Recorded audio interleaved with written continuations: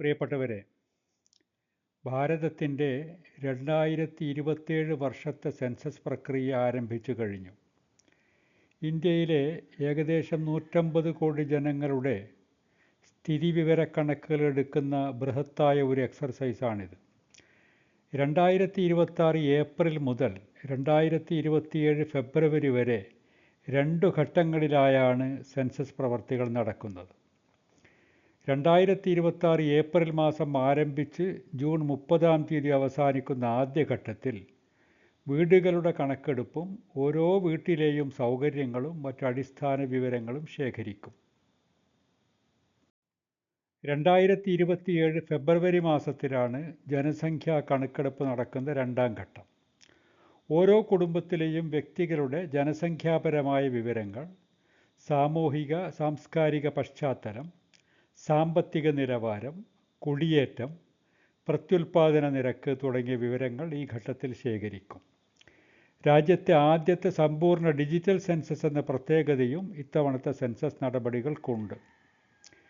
സെൻസസിനായി എന്തെല്ലാം രേഖകൾ കരുതണമെന്നും ഡിജിറ്റൽ സംവിധാനം ഉപയോഗപ്പെടുത്തി നിങ്ങൾക്ക് വീട്ടിലിരുന്നു തന്നെ ഓൺലൈനായി എങ്ങനെ സെൻസസ് ഫോം പൂരിപ്പിക്കാമെന്നും വഴിയെ വിശദമാക്കാം. നമ്മുടെ കഴിഞ്ഞ പ്രാവശ്യത്തെ സെൻസസ് 15 വർഷം മുമ്പാണ് നടന്നത്.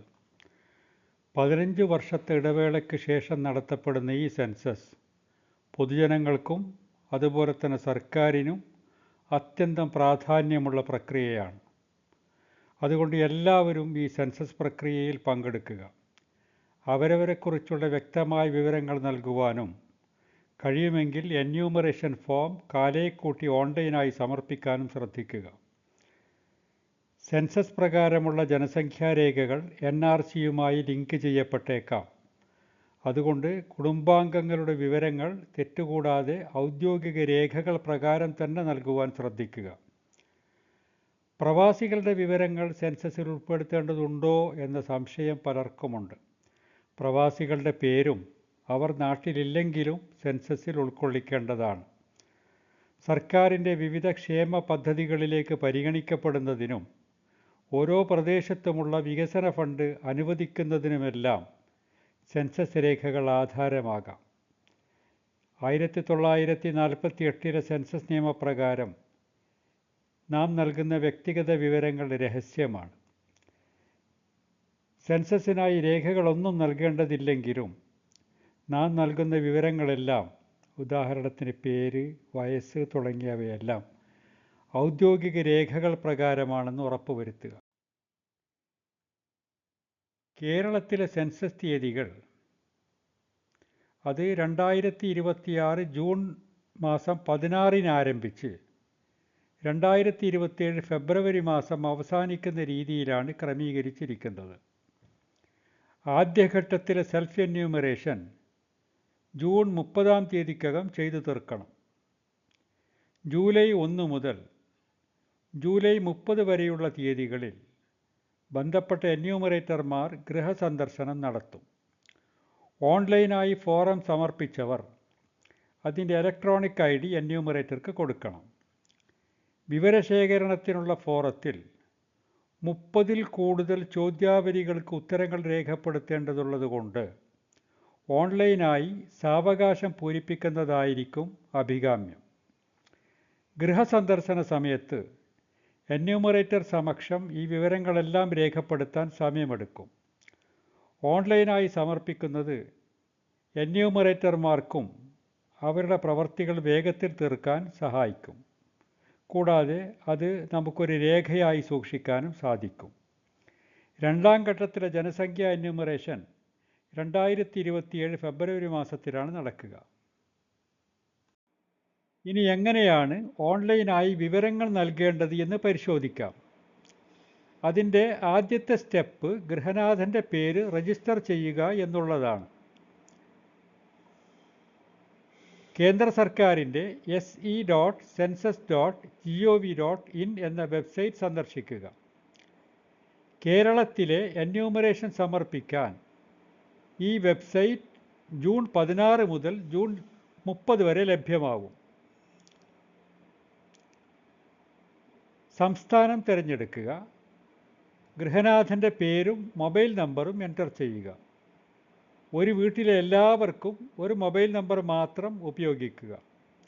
ഇമെയിൽ ID ഓപ്ഷണലാണ്, ആവശ്യമെങ്കിൽ കൊടുക്കാം. Verify and proceed button click ചെയ്യുക. അതിനുശേഷം ഭാഷ തിരഞ്ഞെടുക്കുക. മൊബൈൽ ഫോണിലേക്ക് വന്ന OTP എൻ്റർ ചെയ്യുക. വെരിഫൈ OTP ബട്ടൺ ക്ലിക്ക് ചെയ്യുക. അതിനുശേഷം സംസ്ഥാനവും ജില്ലയും തിരഞ്ഞെടുത്ത് പിൻകോഡ് എൻ്റർ ചെയ്യുക. അഡ്രസ് തിരഞ്ഞെടുക്കുക. അപ്പോൾ നമ്മുടെ വീടിൻ്റെ മാപ്പ് സിസ്റ്റത്തിൽ കാണാം. സിസ്റ്റത്തിൽ കാണുന്ന മാപ്പിൽ വീടിൻ്റെ യഥാർത്ഥ സ്ഥാനം ചുവന്ന മാർക്കർ ഉപയോഗിച്ച് മാർക്ക് ചെയ്യുക.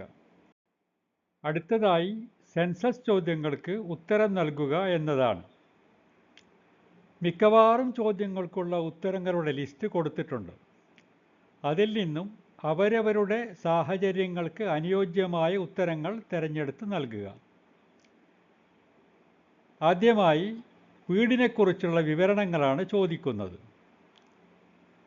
വീടിൻ്റെ തറ, വീടിൻ്റെ മതിൽ, വീടിൻ്റെ മേൽക്കൂര ഇവ പ്രധാനമായും ഏതുതരം സാമഗ്രികൾ ഉപയോഗിച്ചാണ് നിർമ്മിച്ചിരിക്കുന്നത് എന്ന് വ്യക്തമാക്കുക. പിന്നീട് വീടിൻ്റെ തൽസ്ഥിതി എങ്ങനെയാണെന്ന് രേഖപ്പെടുത്തുക. ഈ സെക്ഷനിൽ വീട്ടിൽ താമസിക്കുന്നവരുടെ വിവരങ്ങളാണ് നൽകേണ്ടത്. സാധാരണഗതിയിൽ വീട്ടിൽ എത്ര പേർ താമസിക്കുന്നു എന്നുള്ള ചോദ്യത്തിന് ഉത്തരം നൽകുമ്പോൾ പ്രവാസികളെ കൂടി ഉൾപ്പെടുത്തുക. അതിനുശേഷം ഗൃഹനാഥൻ്റെ പേരും മറ്റ് വിവരങ്ങളും നൽകുക. വീട് സ്വന്തമാണോ, വാടകയ്ക്കാണോ, വീട്ടിൽ എത്ര മുറികളുണ്ട്, എത്ര മാരീഡ് കപ്പിൾസ് വീട്ടിൽ താമസിക്കുന്നുണ്ട് തുടങ്ങിയ ചോദ്യങ്ങൾക്ക് ഉത്തരം നൽകി save and next button click ചെയ്യുക. അടുത്ത സെക്ഷൻ വീട്ടിൽ ഉള്ള സൗകര്യങ്ങളെ പറ്റിയാണ്. പ്രധാനപ്പെട്ട കുടിവെള്ള സംവിധാനം എന്താണ്? കുടിവെള്ളം ലഭ്യമാണോ? വിദ്യുച്ഛക്തിയുണ്ടോ? കക്കൂസുണ്ടോ? ഏത് തരം കക്കൂസാണുള്ളത്? മലിനജലം പോകുവാനുള്ള സംവിധാനമുണ്ടോ? കുളിമുറിയുണ്ടോ? ഗ്യാസ് കണക്ഷനുണ്ടോ? പാചകത്തിന് പ്രധാനമായി ഉപയോഗിക്കുന്നത് എന്താണ്? തുടങ്ങിയ ചോദ്യങ്ങൾക്ക് ഉത്തരം നൽകുക. ഈ സെക്ഷനിൽ വീട്ടിൽ റേഡിയോ ഉണ്ടോ, ടെലിവിഷൻ ഉണ്ടോ, ഇൻ്റർനെറ്റ് ഉണ്ടോ, ലാപ്ടോപ്പ് ഉണ്ടോ, ഫോണുണ്ടോ, bicycle, scooter, motor cycle, car, jeep, van തുടങ്ങിയ വാഹനങ്ങളിൽ ഏതാണുള്ളത് തുടങ്ങിയ ചോദ്യങ്ങൾക്ക് ഉത്തരം നൽകണം. പിന്നീട് വീട്ടിൽ നാം സാധാരണയായി ഉപയോഗിക്കുന്ന പ്രധാനപ്പെട്ട ധാന്യം എന്താണ് എന്ന ചോദ്യത്തിനും ഉത്തരം നൽകുക. അതിനുശേഷം സെൻസസ് സംബന്ധമായ വിവരങ്ങൾ ഏത് മൊബൈൽ ഫോണിലേക്കാണോ കിട്ടേണ്ടത് ആ മൊബൈൽ ഫോൺ എൻ്റർ ചെയ്യുക.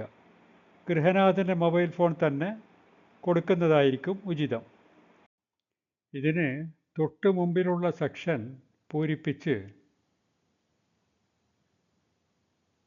Save and next button click ചെയ്താൽ നാം ഇതുവരെ പൂരിപ്പിച്ച എല്ലാ വിവരങ്ങളും സ്ക്രീനിൽ കാണാം.